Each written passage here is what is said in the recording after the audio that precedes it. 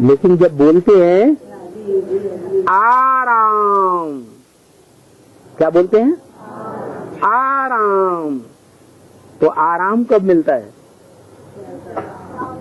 हैं? राम वाली आत्मा से आराम कब मिलता है?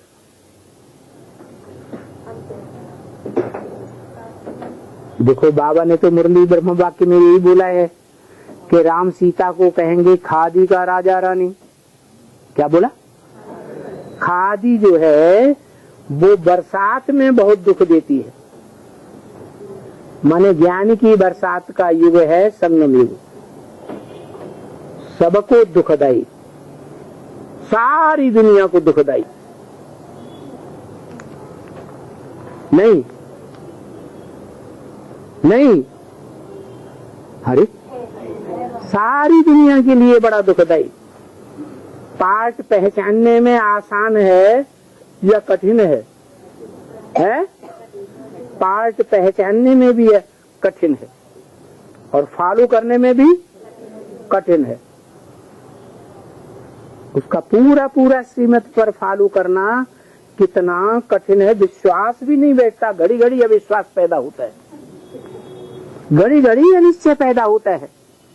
तो जब घड़ी घड़ी अनिश्चय पैदा होता है तो जिसके ऊपर अनिश्चय पैदा होगा उसके वाक्यों को कोई फॉलो करेगा? उसकी मत पर कोई चलेगा? जल्दी जल्दी चलने के लिए तैयार भी नहीं हो पाता। तो राम सीता के लिए कहा है खादी की राजा रानी। क्यों? क्योंकि खादी ज्ञान बरसात का जो मौसम है, युग है, संगम युग, इसमें बहुत भारी हो जाती है। क्या? ये ज्ञान जल तो बहुत पीती है, लेकिन सबके लिए भारी हो जाती है। क्या कहा? भारी हो जाती है या हल्की हो जाती है? भारी हो जाती है। भारी हो जाने माने सबका दिमाग भारी कर देती है। और गंदी भी बहुत जल्दी होती है, ज्यादा गंदी होती है। बरसात के मौसम में खादी जितनी गंदी होती है इतना दूसरा कोई कपड़ा माने हो शरीर रूपी वस्त्र जितना गंदा होता है उतना और कोई वस्त्र गंदा होता ही नहीं। इसलिए कहा राम सीता हैं खादी के राजा रानी। सीता कौन है? अच्छा, लक्ष्मी दुखदाई है। लो, लक्ष्मी वाली माता आत्मा को याद करने से आपका माथा भारी हो जाता है। कैसी कैसी बातें करते हैं, बिना सोचे सोचे जवाब दे देते। कौन माथा भारी कर देती?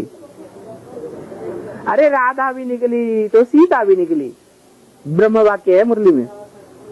कौन है राधा, कौन है सीता? है